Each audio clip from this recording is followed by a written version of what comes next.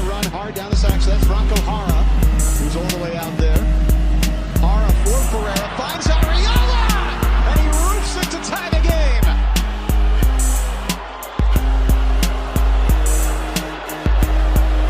First Dallas player to do so since Jeff Cunningham in 2009. Franco Jara here coming in. Alan Velasco. We'll give back to him. Back heel. Bar 5. Cross. And Arriola almost had another one. It's a goal kick.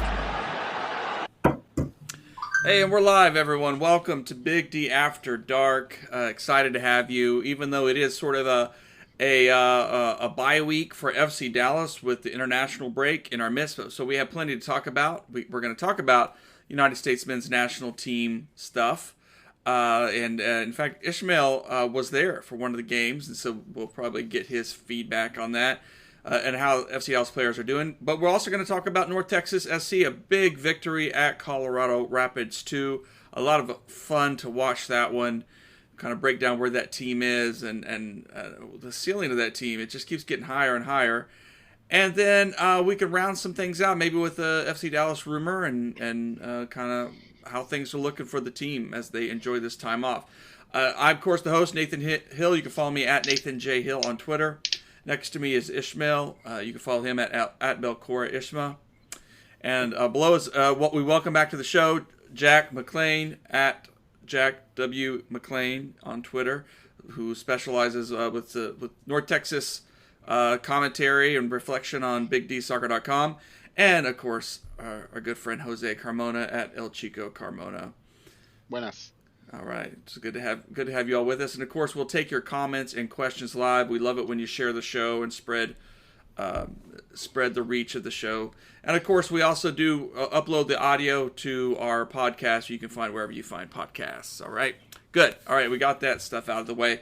Let's just start out. It is International Week. Before we get to the North Texas match, let's just talk about the United States men's national team. Paul Arriola and Jesus Ferreira called up to play a dominant performance. Although I've heard some different mix. I didn't get to watch all of the game against Morocco, but it was a clear win, 3-0 win. And then a draw in Kansas City against Uruguay, a much more challenging of a match perhaps, with some things we can learn, but maybe a little bit of disappointment as well. Ishmael hit the road, right? All the way to celebrate this moment, cheering for the USA and cheering for Morocco? No, I mean, I have my father's from Morocco, and he has friends here that are from Morocco that they were like high school friends. So we all made the drive to Cincinnati. And I mean, they were giving me shtick the whole time. I don't think a lot of them watch the U.S. They were very confident, which made the victory a lot sweeter. Going to the Cincinnati game, I think it was the first time I ever watched a game at an MLS stadium that didn't have FC Dallas. I've gone to away games before, but I've never gone to like games in other stadiums that didn't have that FC Dallas wasn't playing in. So it was kind of an interesting experience. There were a lot of Moroccans there, like maybe 5,000 to 7,000. It was a decent chunk, and it was pretty even. And the only reason that there were breakthroughs for the U.S. is because, in my opinion, one team's defense and goalkeeper was good, and the other one was not. So overall, it was a fun experience, and I mean, it was better than thank God I didn't go to Kansas City, even though it was closer. Mm-hmm, mm-hmm. And you got some good shots of you were sharing some shots of other stadiums along the way, which is really cool. Really cool to see. Yeah. I wanted to see the Nashville Stadium, and then I saw the Louisville USL and NWSL Stadium. Those are both awesome stadiums. So, really cool. Really cool. Of course, Jesus didn't score. Hasn't, and he's gotten a little flack for it. I don't know that Paul has done a lot either. I mean, these are friendlies. It's hard to put a bunch of pressure and know what you're going to get, but Should FC Dallas fans be a little nervous that he's not putting the ball in the back of the net during this? He's getting a lot of minutes, that's for sure.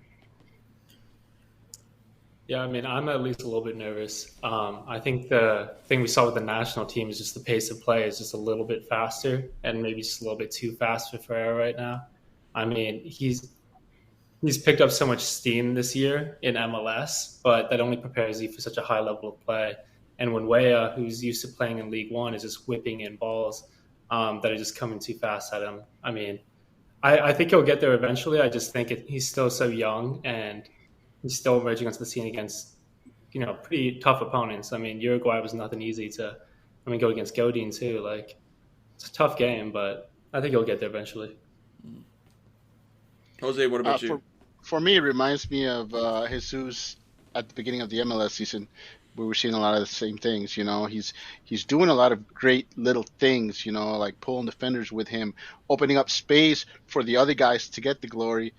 But he's not doing the one thing that he's only going to get judged on, and that's scoring.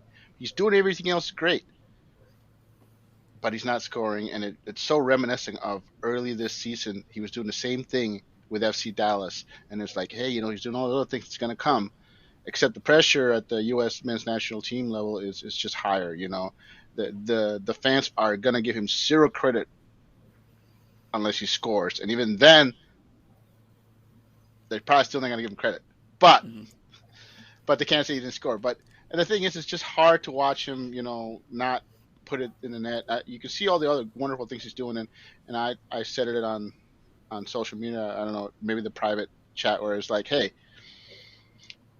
they're like saying that Jesus isn't doing anything, but honestly, once he left, the attack died. It all but disappeared. I mean, on one hand, you got Jesus isn't scoring, he's trash, and then he gets replaced, and this guy isn't scoring, but it's okay because he's gonna get better. So it's just two different talks, two different point of views. People are crapping on the MLS players during the a tough Uruguay team. And by the way, there were European players on that field who also didn't help. So you can't say all the MLS guys are trash. That's why we didn't do anything. European guys are good. Yeah, they didn't score. We didn't win, but they're okay. They were there, and they're gonna get better. But the MLS guys got to go. It's just, come on, man. Yeah. Get it together. Yeah. I mean, when you one of the things I was looking at with Jesus is that the fact that he isn't scoring, it's almost a replica of what was happening last year and like in the years before that, his transition to striker, those issues that we've been seeing. So hopefully the US, like in the terms of FC Dallas, hopefully what's happening with the US is just because of the higher level, and that it's not that the FC Dallas run was like just a run and it won't be consistent. But the main thing I see, is, especially on USMNT Twitter, is that no matter what Jesus hasn't been doing well, Jesus still is the first choice striker, and that's because of how much the other strikers are underperforming. Like, I don't think Haji Wright was given enough time to show whether he could take his form from Turkey and implement it into the U.S. men's national team. And he did get a goal technically, but there's no one else in the striker pool has been able to play consistently for their club teams or for the national team due to injuries or form or whatnot. So, I mean, it is slightly disappointing that Jesus wasn't able to score, but there are two more qualifiers. There's one more qualifier in September with two other teams. Apparently, the rumors are it's Saudi Arabia and Japan. So those will be interesting to us because, again, like Morocco and Uruguay, these are both World Cup teams. So it is at the level that we need to see him perform. So if after those two games he still hasn't scored, then there is a serious issue that it would be concerning going into the World Cup with our probable top striker not scoring goals. Don't we also have like two nations League Oh yeah, there's games the Nations also? League game. I forgot about that tournament. Yeah, there's also the Nations League, but with the Nations League, the teams we're playing, it's Grenada, El Salvador, Guatemala. He scores against those teams. It's almost expected. I mean, I think against the reason why Uruguay and Morocco were like important tests was because it was for the first time, besides playing Canada and Mexico, that we see Jesus face off against other World Cup level opponents. Um, and he wasn't able to score. So Japan and Saudi Arabia will be another opportunity. Hopefully, he'll be able to score them. Yeah. Be interesting. But like in the second match against Uruguay, and I mean, like Joe Scally was just not very good at left back. Like there was just, maybe the positive you take out of these kinds of matches is just figuring out a way to win, figuring out a way to keep it 0-0.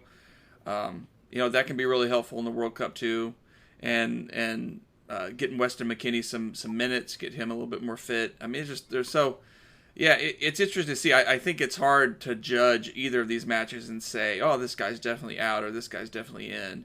You just have to take learn, and which is USMNT Twitter Right. in a nutshell.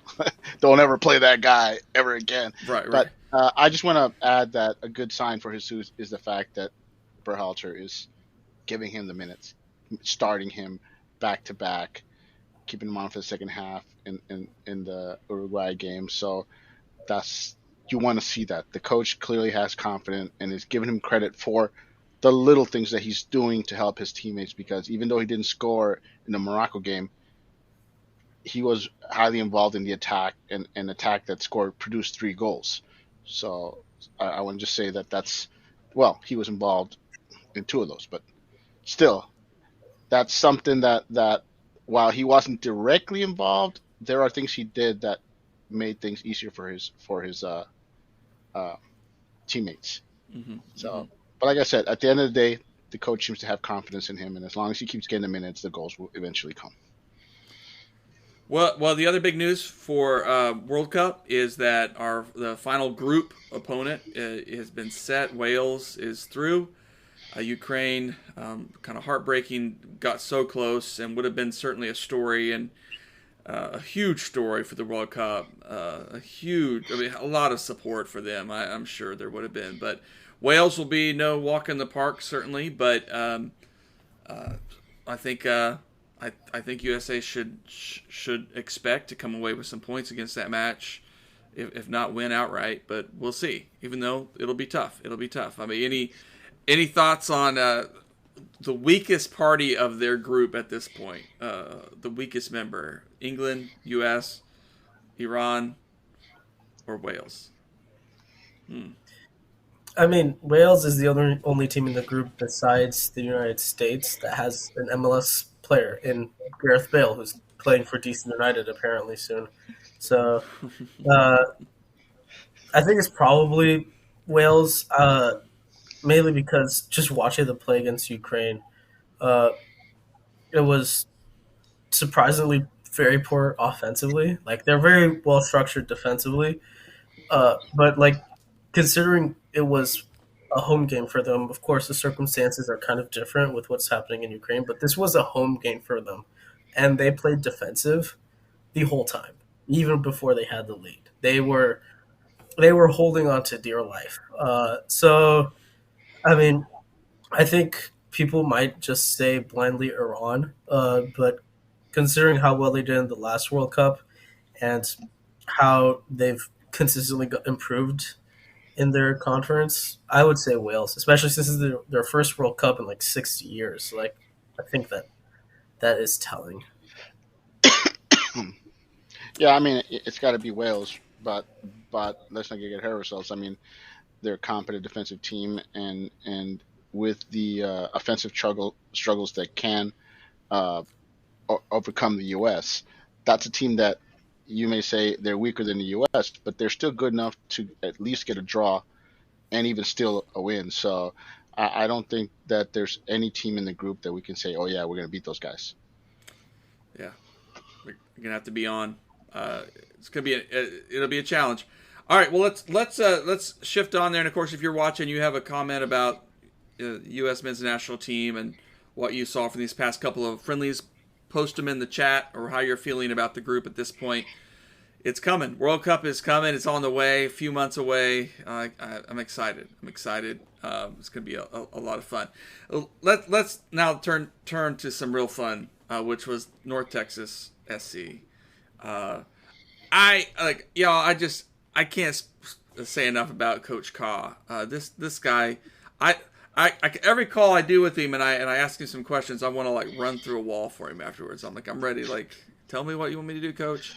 He's just so positive and a good guy, and the players seem to like him, and he gets a lot out of that team. A case in point, this past weekend against Colorado Rapids 2 in Colorado in a really weird field, like no fans there. It was pure soccer. It was, it was like a deep cut. It was like you had to be a real fan to be watching this. But it was a lot of fun. They went down a goal early. North Texas did on a mistake, a slip by a defender. Colorado did what they should do and just put that ball away. But then North Texas came back and scored 3 goals. A hope goal that was just incredible, so skillful. They earned a penalty kick, and even the PK, Kamungo slotted that in and added a little flair to it.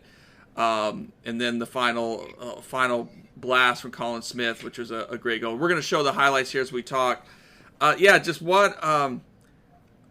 Jack, we'll start with you. Just what did you love about this performance?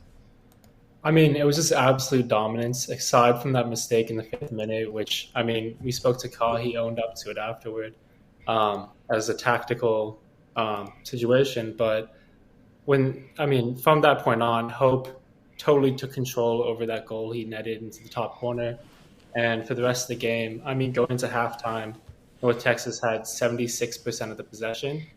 They just didn't let Colorado get the ball back, didn't let them get an opportunity in their own half of the field.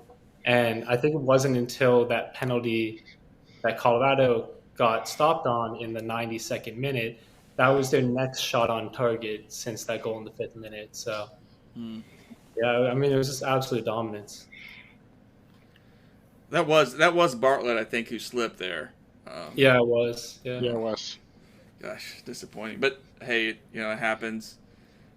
It does happen. Jose, what did you see that you liked? Well, like you said, dominance. Now, I just want to point out that Colorado Rapids is one of the worst teams in the league, and this is what you want. Other than the slip and the goal, it was North Texas. I don't know if you guys saw the flow chart, but the flow chart is all Texas too. There's like a couple of blips of Colorado here and there, but pure dominance, the kind of dominance you want to see from this team against a team of this caliber. We saw this last week against Real. The previous game against Real Monarchs, another horrible team, another one of the worst teams. In fact, the 3 worst teams in the league are in the Western Conference, and that's Real Monarchs, Colorado Rapids, and this weekend's opponent, Timbers 2. So, North Texas is not sweating anything, against these guys, and it's just a pure professional performance, and you love to see it. I think that shows that this coach has this team purring. It's humming along, and it's great to see. Yeah, it could have been at least 4 goals there, maybe 5. It's just interesting watching these highlights again. Ishmael, what about you? Did you get to watch this one? Yeah, I did, and I think I talked about it like a couple of weeks ago that after Vancouver, that for the month beforehand, North Texas was having a tough schedule. That they were playing Tacoma, San Jose, Houston, Tacoma twice. Going to SKC, those were like some of the best teams in the conference. And then looking ahead into the schedule, I was like, we have 3 games where it really needs to be just North Texas showing how good they are. And it was impressive that, even like it was more in the Real Monarchs game where Araneda was playing at center back and so was Norris, and like there was a little bit of rotation. But even in this game, that players that haven't been starting all year have come up and stepped up to the plate and have played very well. It's also really good that seeing consistency from players like Hope and Kamungo and Mulatto, that these players are continuously like this is what is needed to go further to the next step. That you perform not only at the higher than this level, but continuously higher than this level, and just day in and day out being able to just knock in 3 goals against opponents like these, 3 or 4 goals. So I mean, it was a great performance. I don't think it was ever in doubt really, even after that goal. Just knowing how much North Texas dominated, and just they need to do it again against Portland. Good stuff. So much fun, and I think I stopped watching before the night, so I didn't see the penalty at the end. So that was great. Ferreira, Ferreira, yeah. man, gosh. And I just want to add that North Texas has a very, very favorable schedule remaining. They've got 7 of their next 11 opponents are opponents that are not playoff contenders. 4 really tough opponents in there with Dynamo, Minnesota Vancouver. United, Vancouver, and St. Louis. Those are the 4 tough teams that they play, and I believe 3 of them are on the road. Only Minnesota United. No, sorry. It's 2 on the road and 2 at home of those 4. But the other 7 matches, I mean, are teams that they should handle. If things go well, they'll have a brutal stretch. The last 3 matches of the season will be a showdown for supremacy, as they'll face Minnesota United, who's red hot right now. St. Louis and the Dynamo are their last 3 opponents of the season. And there's nothing to say that regardless of what happens, North Texas should be at the top of the Western Conference headed into the month of September if things go well. And I just want to point out that in previous seasons, North Texas has gone out and addressed their weaknesses that the roster has had in July. And they've done that by either promoting academy players or bringing in players from their many, many college players that they have. They have a lot of resources available. More so, I mean, not that other teams don't have it, but people forget how many players this team sends to college, sends to universities, and some of those players are willing to turn pro.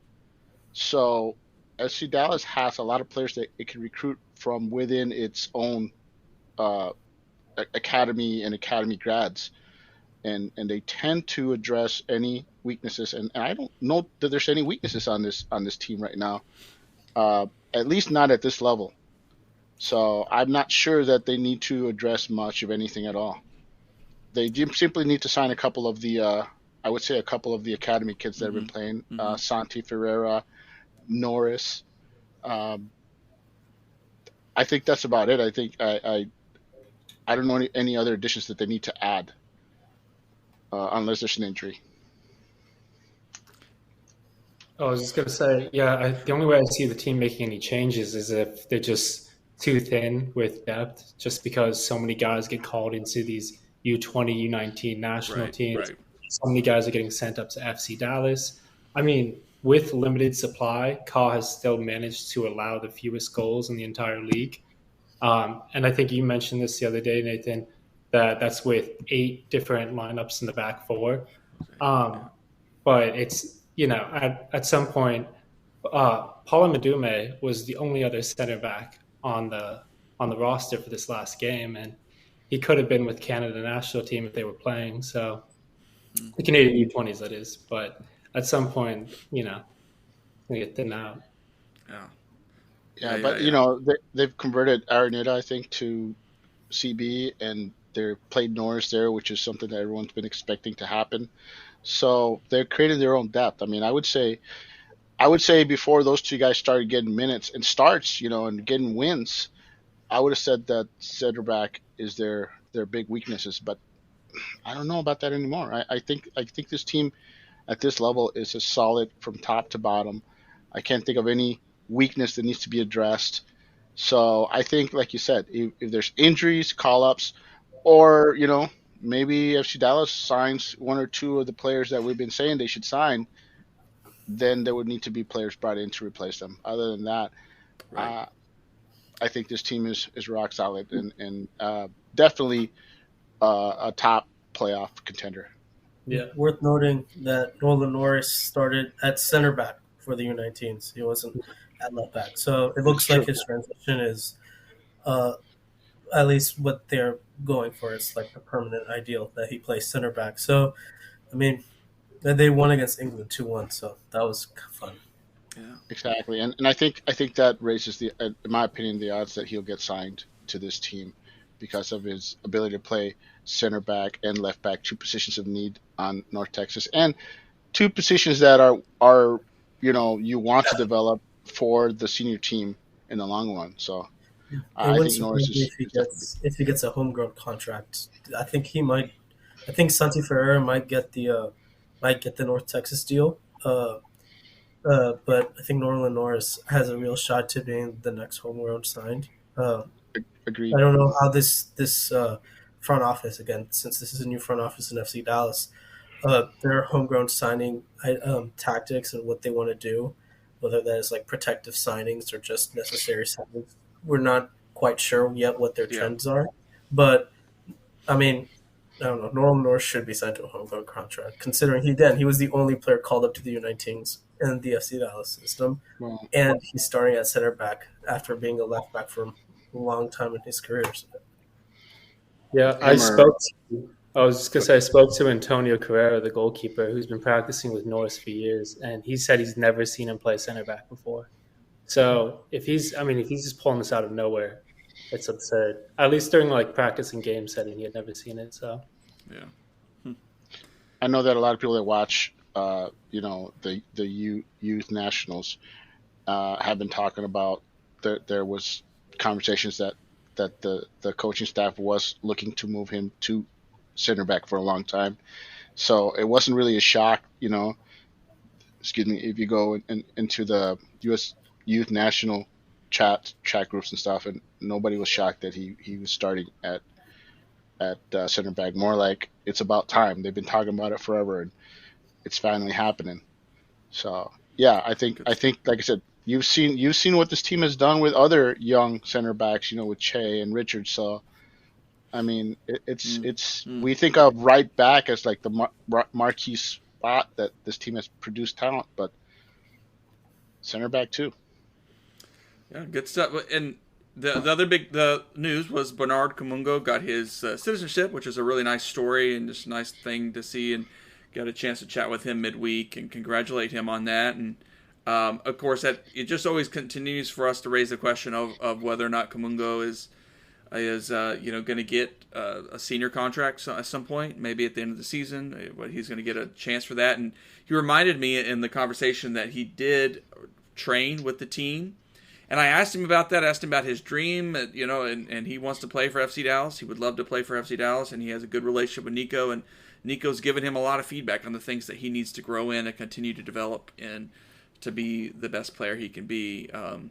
So it is a question mark, especially since that is one area that FC Dallas could use some help as a third striker, someone, if Hara or Jesus, we hope not go down. It's the team is really thin up top, and so is that something they're thinking about? Is this something that even citizenship makes it a little easier to? I think he had a green card before, so it probably wouldn't have mattered, but makes things interesting.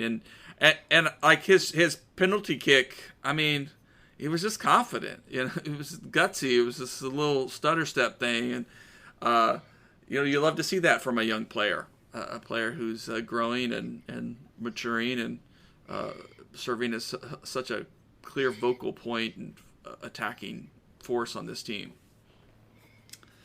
Well, I'm going to try to find a part in the. I have a clip here with Coach Ka from the media availability earlier this week, and I asked him about that kind of questions about signing players. But I'm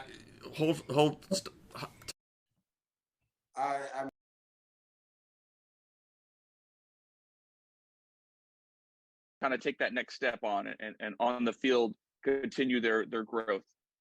Well, I mean, every game we're seeing the growth that we're doing with our team, and then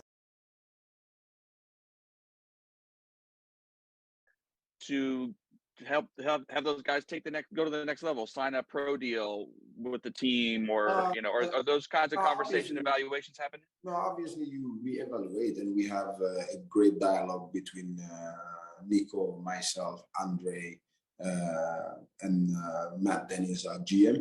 For us with the young players, I always say with young players, you got to take it step by step because obviously, like I said, the outcome is for them to become pro.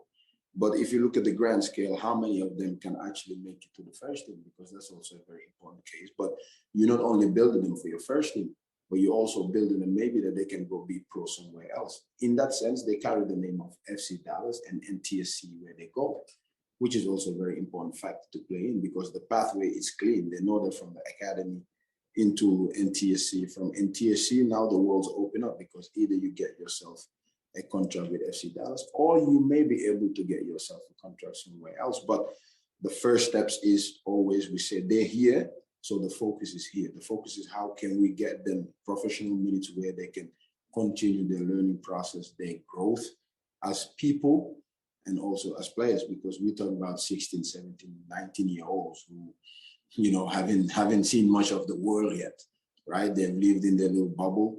But it's to understand, all right, what goes beyond on just living in this little bubble of that I am in, what happens when I become a pro, other things will fall on your lap. How do you deal with adversity? So all of these things is matter. So there's always evaluation between our staff of the players, but also it's a process and a steady growth of what we want to see in our players. All right. So we heard Coach Kaw there. By the way, Coach Kaw is a Liverpool fan. I don't know if that is good or bad in your opinion, but that's his team. Got to ask him that earlier. But I what I hear and what I interpreted in that, and I think for those of us who've been following FC Dallas for a while, what I think I heard in it, because I think in years past it did seem like FC Dallas signed homegrown players a little too quickly sometimes, or just didn't have the system in place to make sure they were getting minutes. And so we have that sort of early generation of guys who really, a couple maybe found a little bit of success in the lower leagues, but by and large they were here and then they were not here.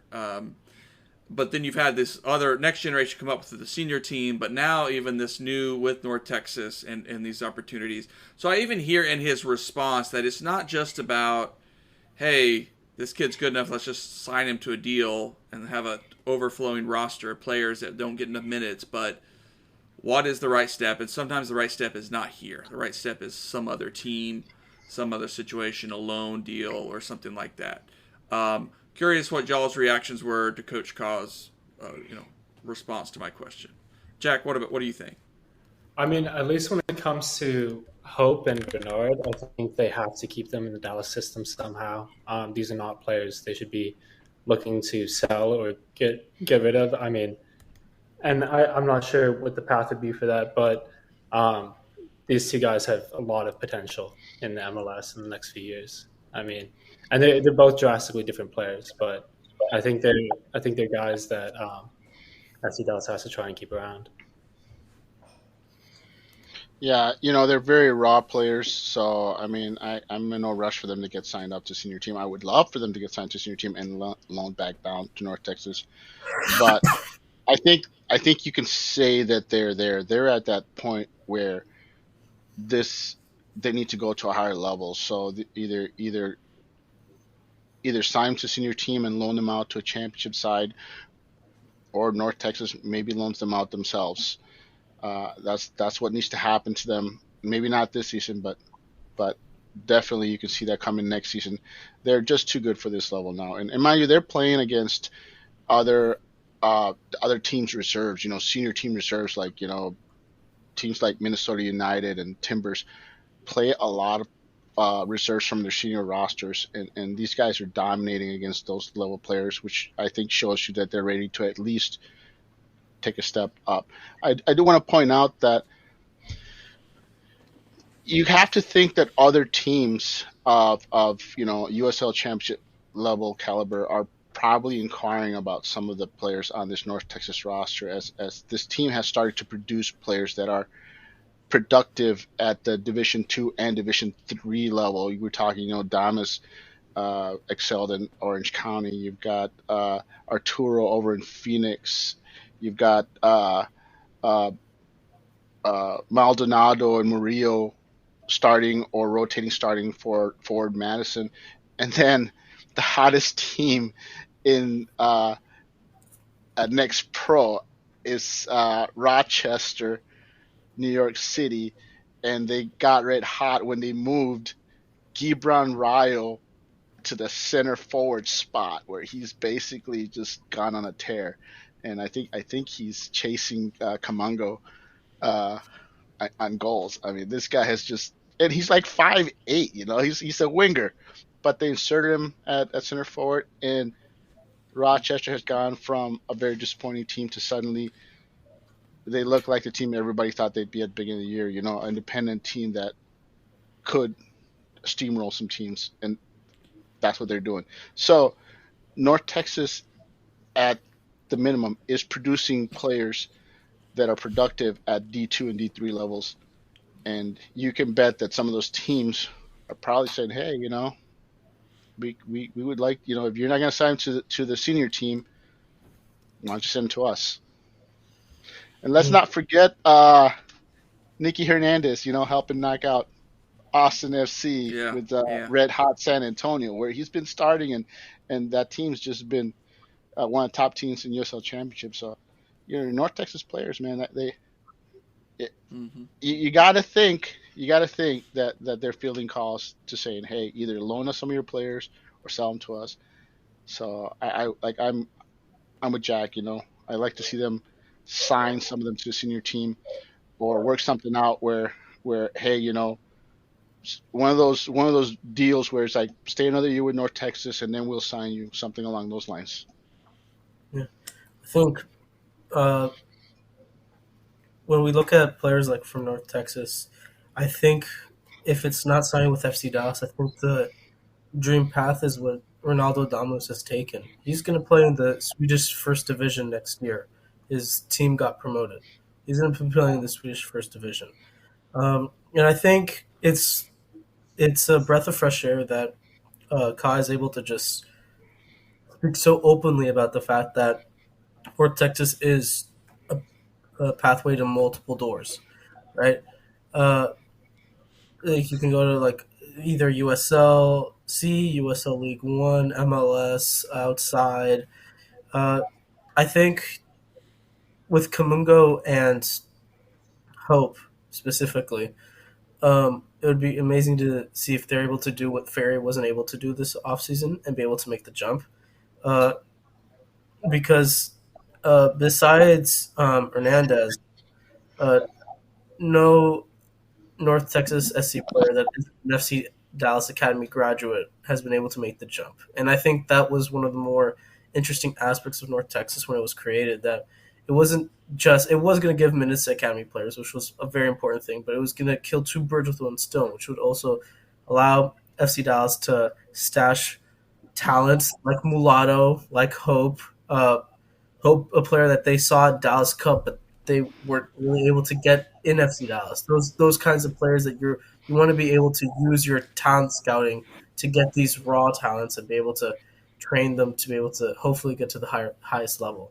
I mean, with Hope, it's been a journey, right? Like his first season, it was not great. His second season last year, it was pretty good. He started to get more consistent, but he also didn't get that many minutes.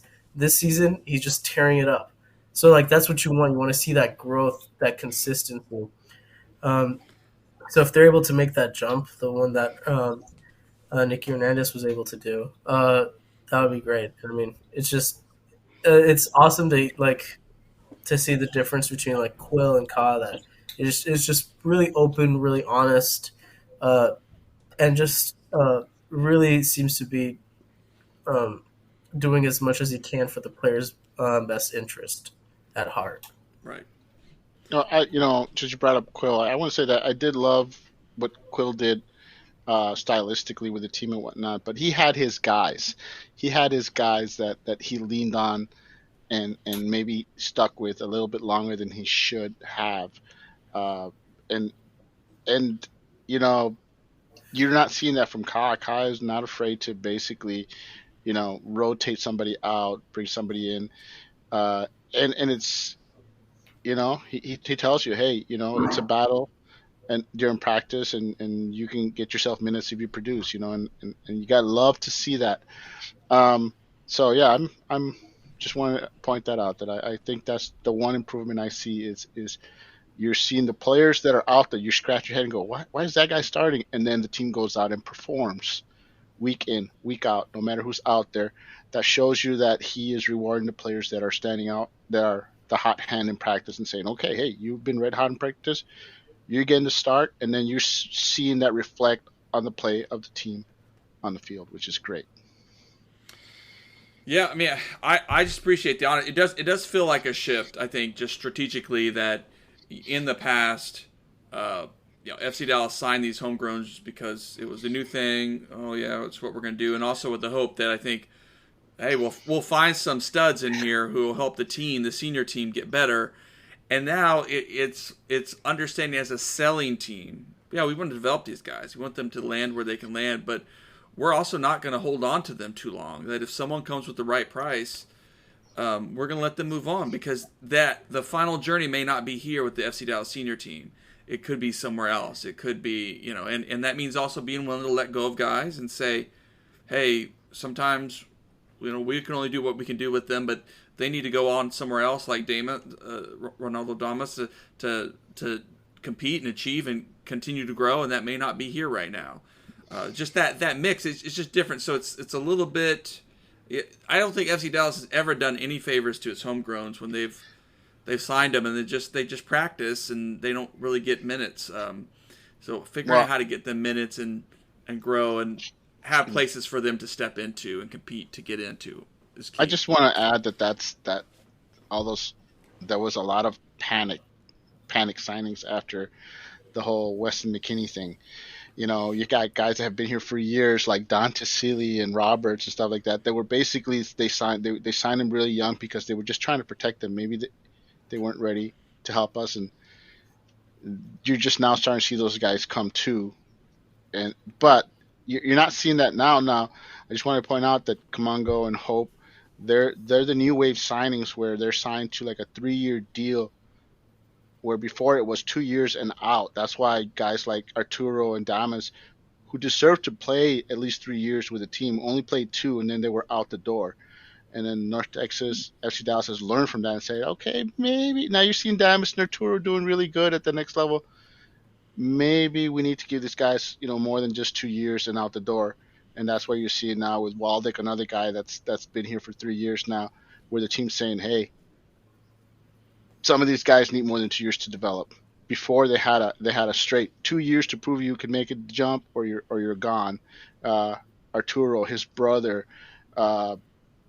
everybody you can think of, Callum Montgomery, Evans, you name it. All these guys, 2 years. Oh, you didn't make the senior team, you're traded or you're sold.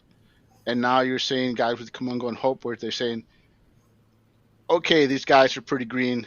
We need to give them that 1 year just to learn to be professionals. And then they got 2 years after that to prove they could make the jump. And you're seeing that from this team. And they're embracing their approach, saying, okay, maybe we don't, with the way North Texas is working out, we don't need to rush to sign some of these homegrowns unless they're a next level guy like Ferreira, who you absolutely had to sign.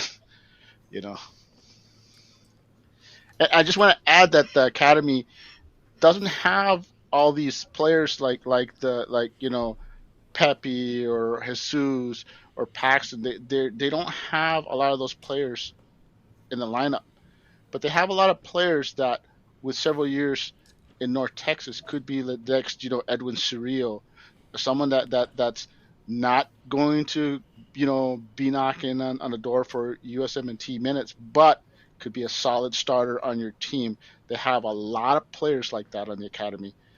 Not sexy, but if you give them, need to figure out which one of them is willing to commit to the team and for the long haul, and played 2-3 years in North Texas before signing with the senior team. Yeah. Yeah, good stuff. I think we're just seeing the evolution of FC Dallas and their strategy of trying to identify talent and make things work. It's been interesting to watch unfold in real time. Well, good. Well, North Texas. We're still another week out before our next FC Dallas game. I didn't check the North Texas schedule. They play again this weekend. Yeah, they played Timbers too. Yeah, who are winless. So. Yeah, one of the worst teams. One of the 3 worst teams in the league, and they're not a green team. It's not like Timbers 2 is playing a bunch of teenagers. They're playing guys that are 23, 24, 25. They're just a bad team.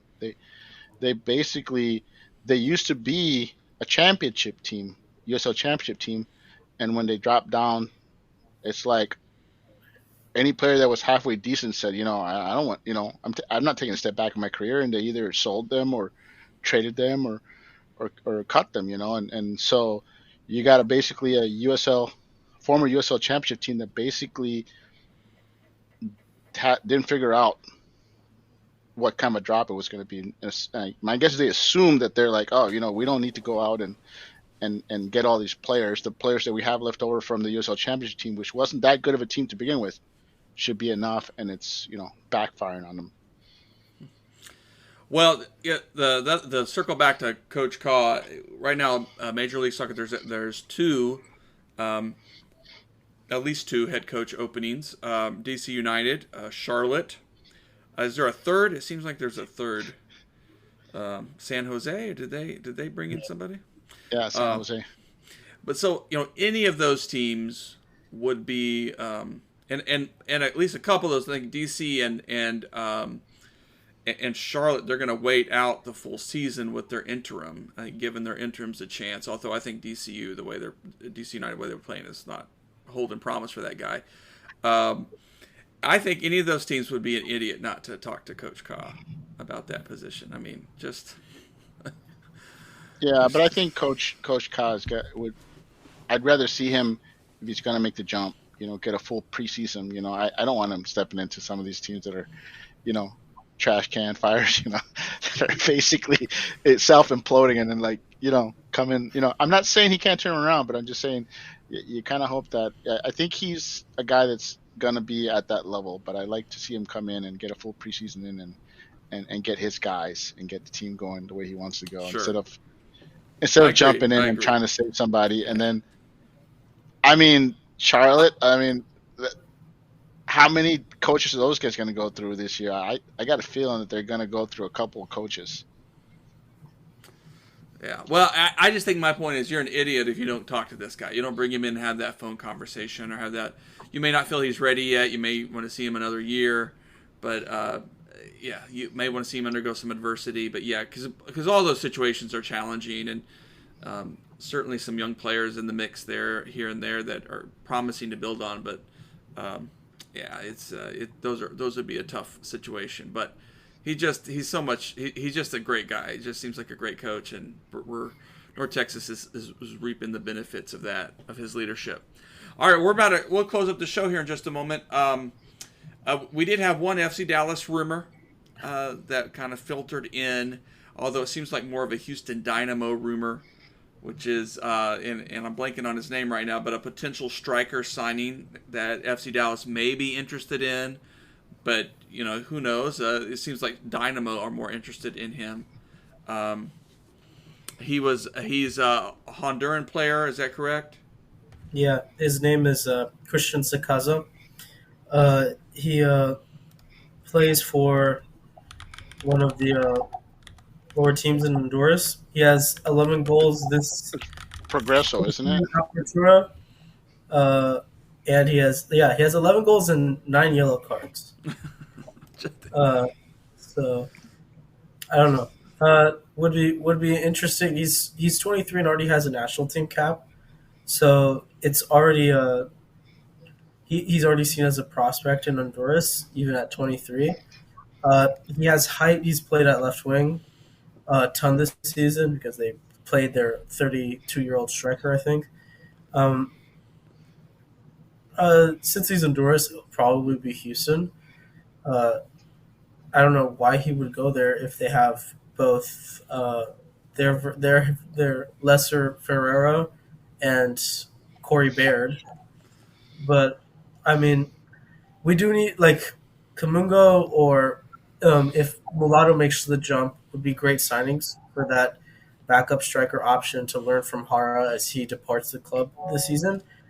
But I mean, it's also very good that the team is starting to look because the likely scenario is that not only does Hara leave, but so does Jesus. Just testing the waters in national team call-ups and Yeah. leading the goal scoring race. So, I mean, at least they're looking. That's a good sign. It probably won't happen. It's the start of the silly season. That's right. And I'm glad you brought up Kamango and Mulatto, which I'm point out that Christian is 23 and not eligible for the U22 initiative signing that Dallas has available, where Kamango and Mulatto are. Now, if the team's going to bring in a striker, I would hope it's a U22 initiative guy. All right. That's a good point.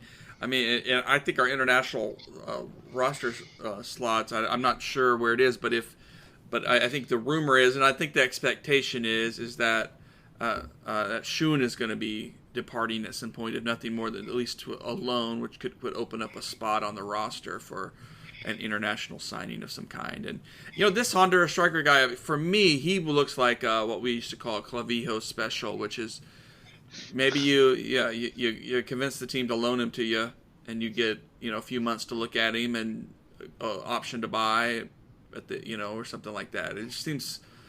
I mean, it's also technically it is at a higher level, but that is also what's his name? Dang, I'm blanking. That's the special of the current technical director. What? But I would say that's not true because it's the level is different. Sonota is bringing different. in. Sonota is bringing loan. Yes. Sonota is bringing loan players, but they're from Europe. Where we're talking about the Clavijo special is some guy you never heard of from Central America or South America, and you're like, who are these guys? Or if you had heard of them, they're coming off a really serious injury, ACL or something like that, a blown knee, where they're like, well, maybe they'll return back to their former selves. And a lot of time, many of those went nowhere. Sonota is bringing in loans, but you can see that they're a higher level. Even if they don't pan out, they are a higher level than the Clavijo specials, which were basically, why not gamble on these players? But now you don't have to do that because now you got North Texas. Right. You can sign those kind of players to North Texas.